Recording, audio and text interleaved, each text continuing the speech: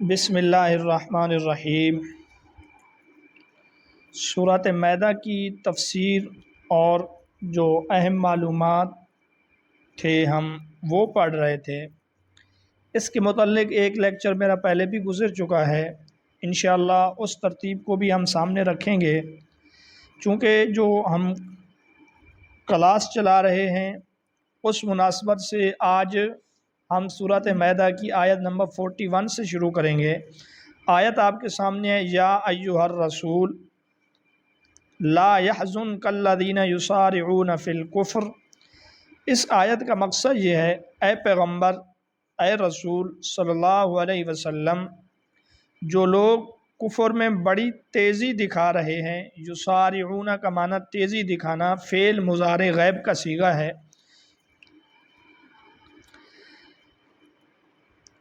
آپ کو غم میں مبتلا نہ کریں۔ لا يحزنک الذین، وہ آپ کو غم میں مبتلا نہ کریں۔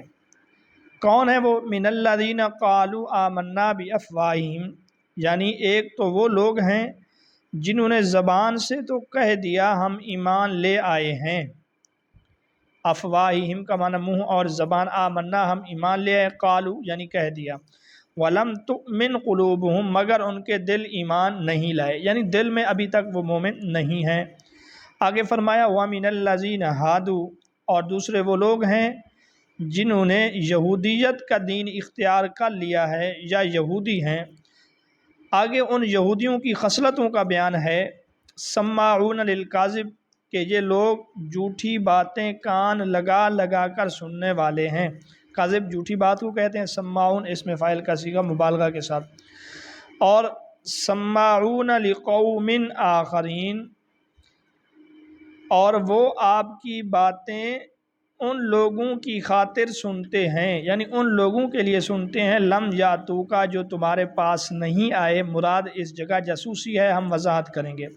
یحرفون الکلم من بعد مواضعہ، یحرفون یہ بھی جمع مذکر غیب فعل مضارع کا صیغہ ہے۔ اس کا مقصد یہ ہے کہ الفاظ کا موقع محل طے ہونے کے بعد اس میں تحریف کرتے ہیں۔ یحرفون الکلمہ یعنی الفاظ میں تحریف کرتے ہیں، من بعد مواضعہ کا مفہوم یہ ہے ان کا موقع محل طے ہونے کے بعد۔ کیسے؟ یقولون ان اوتیتم ھذا فخذوہ، کہتے ہیں اگر تمہیں یہ حکم دیا جائے تو اس کو قبول کر لینا، وَإِن لَّمْ تُؤْتَوْهُ فَاحْذَرُوا، اور اگر یہ حکم نہ دیا جائے تو بچ کر رہنا، یعنی اس حکم کو چھوڑ دینا۔ آگے اللہ پاک نے فرمایا وَمَن يُرِدِ اللَّهُ فِتْنَتَهُ فَلَن تَمْلِكَ لَهُ مِنَ اللَّهِ شَيْئًا، اور جس شخص کو اللہ فتنے میں ڈالنے کا ارادہ کر لے تو اللہ سے بچانے کے لیے تمہارا کوئی زور ہرگز نہیں چل سکتا۔ اولئک الذین لم یرد اللہ، یہی وہ لوگ ہیں لم یرد اللہ، نافرمانی کی وجہ سے اللہ نے نہیں چاہا، ان یطہر قلوبہم کہ ان کے دلوں کو پاک کرے، لہم فی الدنیا خزی ولہم فی الآخرۃ عذاب عظیم، ان کے لیے دنیا میں رسوائی ہے، خزی کا معنی رسوائی، اور ان کے لیے آخرت میں زبردست عذاب ہے۔ یہ آیت کا مختصر سا ترجمہ تھا، اب ہم اس کی وضاحت کے متعلق پڑھیں گے۔ مناسب یہ معلوم ہوتا ہے کہ یہ چند آیات ہیں، پہلے ان کا ترجمہ کر لیں، اس کے بعد وضاحت کریں گے۔ آگے فرمایا سماعون للکاذب اکالون للسحت، کہ جھوٹ بولنے کے لیے جاسوسی کرنے والے ہیں، اور اکالون للسحت بہت حرام کھانے والے ہیں۔ فَإِن جَاءُوكَ فَاحْكُم بَيْنَهُمْ أَوْ أَعْرِضْ عَنْهُمْ، چنانچہ اگر وہ تمہارے پاس آئیں، آپ کے پاس آئیں تو آپ فیصلہ کر دیں یا ان سے منہ پھیر لیں، آپ کو اختیار ہے۔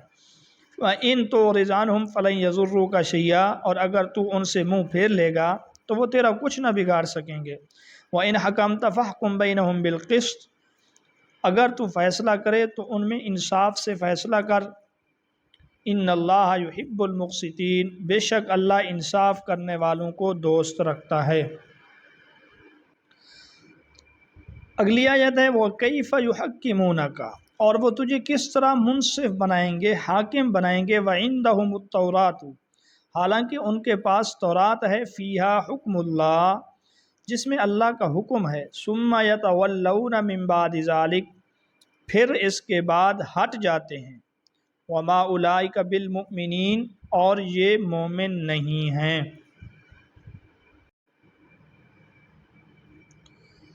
اب ان آیات کا جو شان نزول ہے ان کے متعلق ہم تھوڑا سا پڑھ لیتے ہیں۔ تو آیات مذکورہ کے شان نزول کے متعلق دو باتیں ہیں۔ نمبر ایک، یہود کے جو مدینہ میں 3 قبائل آباد تھے، ان میں ایک کا نام تھا قریظہ، جبکہ دوسرے قبیلے کا نام تھا بنو نذیر۔ یہ بنو نذیر والے جو تھے، یہ شان و شوکت میں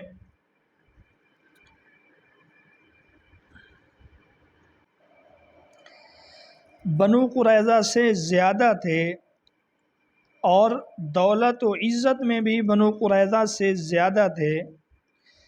اسی وجہ سے بنو نذیر نے بنو قریظہ کے ساتھ شرمناک اور انتہائی ذلت امیز رویہ رکھا ہوا تھا، اور اس قسم کے ناجائز شرائط انہوں نے رکھی ہوئی تھیں جن کا پورا کرنا تقریباً ناممکن تھا۔ مثلاً ان میں ایک بات یہ تھی کہ اگر بنو نذیر کا کوئی غلام قتل ہو جائے بنو قریظہ کے ہاتھوں، تو بدلے میں بنو قریظہ کے آزاد آدمی کو قتل کیا جائے گا، اور اگر بنو نذیر والے بنو قریظہ کے کسی آدمی کو قتل کر دیں تو ان کے قاتل کو قتل نہیں کیا جائے گا، بلکہ صرف 70 وسق کھجوریں، 70 وسق کھجوریں، ایک وسق جو 5 من 10 سیر کا ہوتا ہے، یعنی 70 وسق کھجوریں خون بہا کے طور پہ ادا کی جائیں گی۔ اسی طرح اگر بنو نذیر کا آدمی بنو قریظہ کے ہاتھوں سے قتل ہو جائے، اس صورت میں ان کے قاتل کو قتل بھی کیا جائے گا، اور 70 کے بجائے 140 وسق کھجوریں بنو قریظہ سے لی جائیں گی۔ اور اگر بنو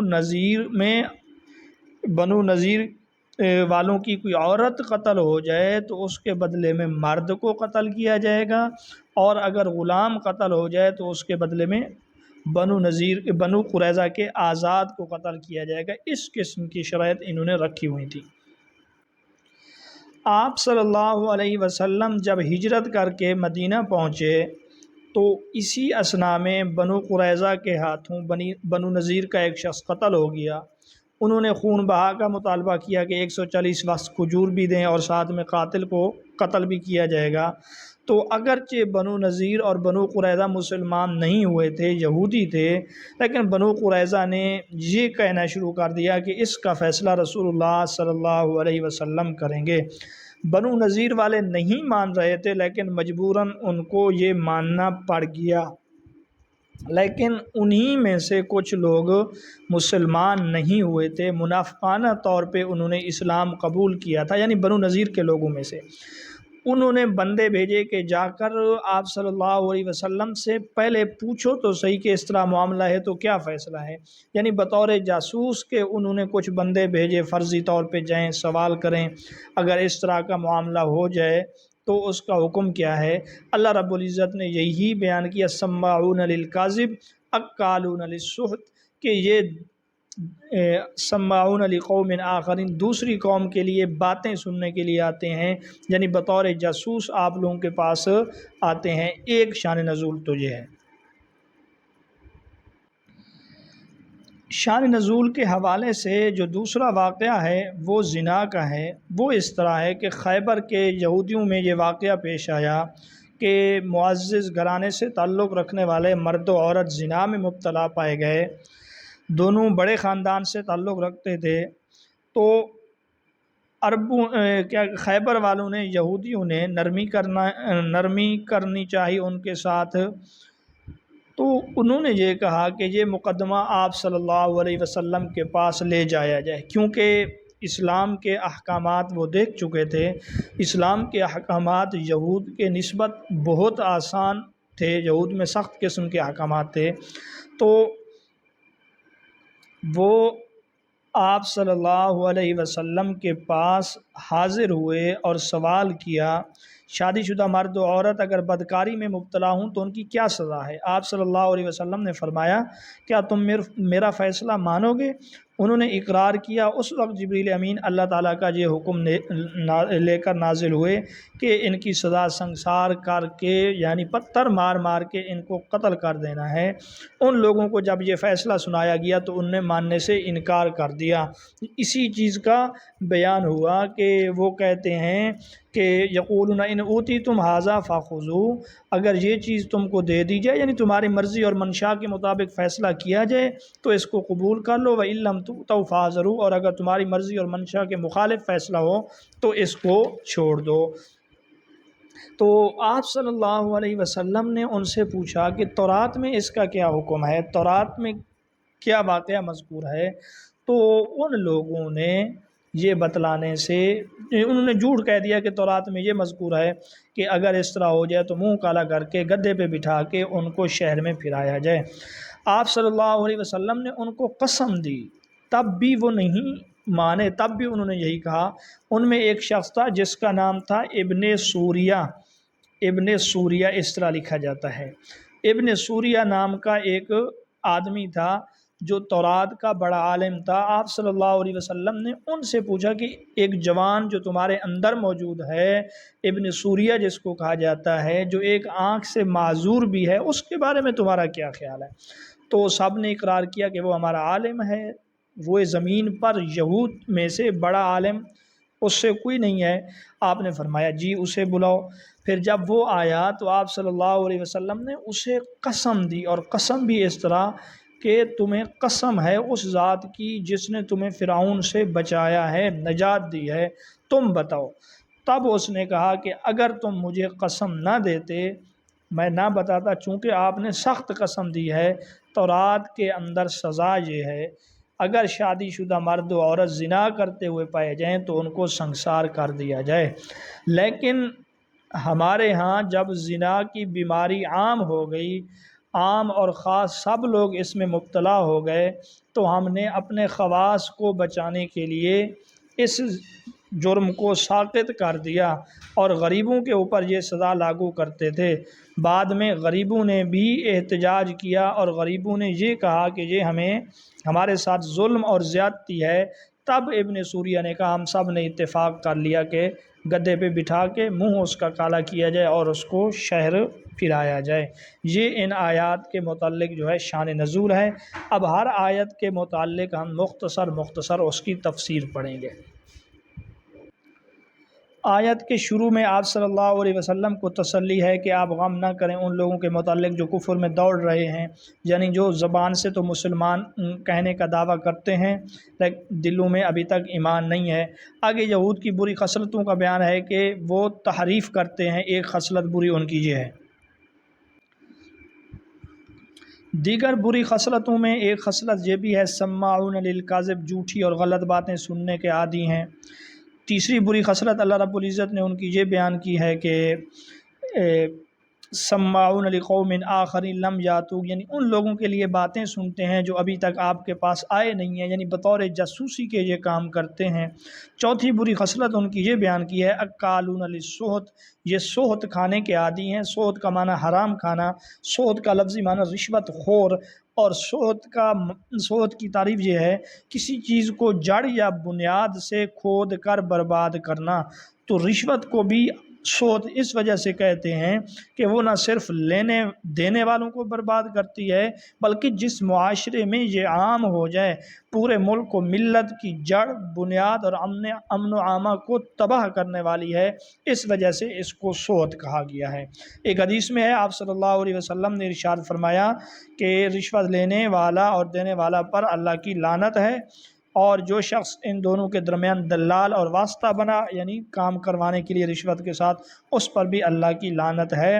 اور سحت کو اسلام میں اشد حرام قرار دیا، یعنی حرام چیزوں میں بھی سب سے سخت ترین چیز سے ہوتا ہے۔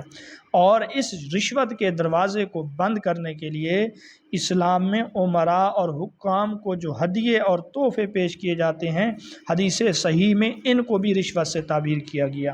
اب رہا یہ سوال کہ رشوت کہتے کسے ہیں، تو جس کام کا شرعاً معاوضہ لینا درست نہ ہو اس پر معاوضہ لینا یہ رشوت کہلاتا ہے۔ مثلاً جو کام کسی شخص کے فرائض میں داخل ہو اس کو پورا کرنا اس کے ذمہ لازم ہو، اس پر کسی فریق سے معاوضہ لینا یہ رشوت ہے۔ موجودہ آیات سے جو ایک مسئلہ ثابت ہو رہا ہے کہ وہ لوگ یہودی تھے، بنو قریظہ یا خیبر والے یا بنو نذیر والے، وہ مسلمانوں کے پاس فیصلہ لے کر آئے۔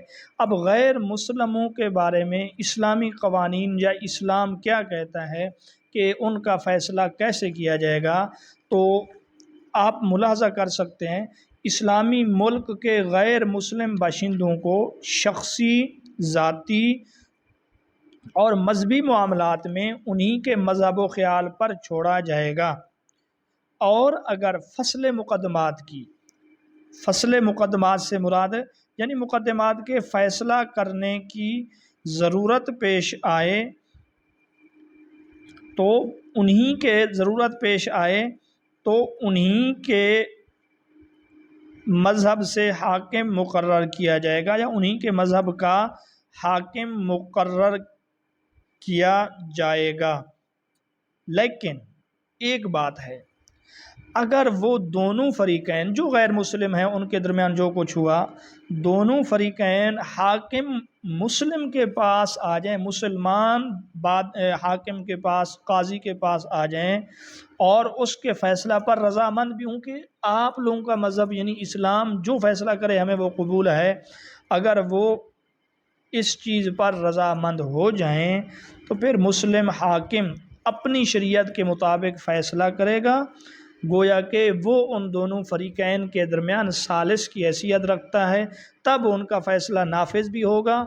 فیصلہ سننے کے بعد ان کو فیصلے سے انحراف کرنے کی اجازت بھی نہیں ہوگی۔ لیکن بات پھر بھی ہوئی ہے جو آپ صلی اللہ علیہ وسلم کو حکم دیا گیا، وَأَنِحْكُمْ بَيْنَهُمْ، اگر آپ ان کے درمیان فیصلہ کریں گے، وَإِنْ حَكَمْتَ، اگر آپ ان کے درمیان فیصلہ کریں گے، فیصلہ کرنا چاہیں تو فَحْكُمْ بَيْنَهُمْ بِالْقِسْطِ، تب انصاف کے ساتھ فیصلہ کیا جائے گا۔ اب اس کی مثالیں سمجھ لیں۔ آپ صلی اللہ علیہ وسلم کے زمانے میں مقام ہجر ایک جگہ کا نام ہے، وہاں کے مجوسی اور نجران کے عیسائی، وادی قرا جو خیبر کے بعد واقعہ پیش آیا، وہاں کے یہودی اسلامی حکومت کے ذمہ بنے ہیں، جزیہ دینا انہوں نے قبول کیا۔ آپ صلی اللہ علیہ وسلم کو یہ بھی معلوم تھا مجوسیوں کے نزدیک اپنی ماں بہن سے بھی نکاح حلال ہے۔ اسی طرح آپ صلی اللہ علیہ وسلم کو یہ بھی معلوم تھا یہود و نصارہ میں بغیر عدت گزارے یا بغیر گواہوں کے نکاح معتبر ہے، مگر آپ صلی اللہ علیہ وسلم نے ان کے شخصی معاملات میں کوئی مداخلت نہیں فرمائی، ان کے نکاحوں کو جو ان کے مذہب کے مطابق ہوئے تھے برقرار تسلیم کیا۔ یہ اس بات کی دلیل ہے کہ انہی کے مطابق فیصلہ کیا جائے گا جو ان کے شخصی، ذاتی اور مذہبی معاملات ہیں۔ تیسری بات یہاں پہ ایک سمجھیں، کچھ قوانین ایسے ہیں جو جنرل قانون ہیں، جو عام قانون ہیں، جو کسی مذہب اور طبقے سے بالا تر ہو کر قانون ہیں، مثلا چور کی سزا ہاتھ کاٹنا ہے، تو یہ صرف مسلمانوں کے ساتھ مخصوص نہیں ہے، بلکہ ملک کے اندر جہاں یہ نظام نافذ ہو تو ہر باشندہ جب چوری کرے گا، جس مذہب سے بھی اس کا تعلق ہو، اس کو قتل کیا جائے گا۔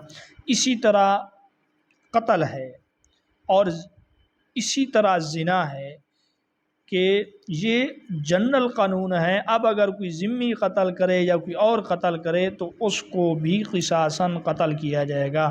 تو یہ تھا آج کا ہمارا لیکچر ان 3 آیات کے متعلق۔ انشاءاللہ نیکسٹ آیات کے متعلق ایک اور لیکچر کے ساتھ حاضر ہوں گے۔ اجازت دیجیے، اللہ حافظ۔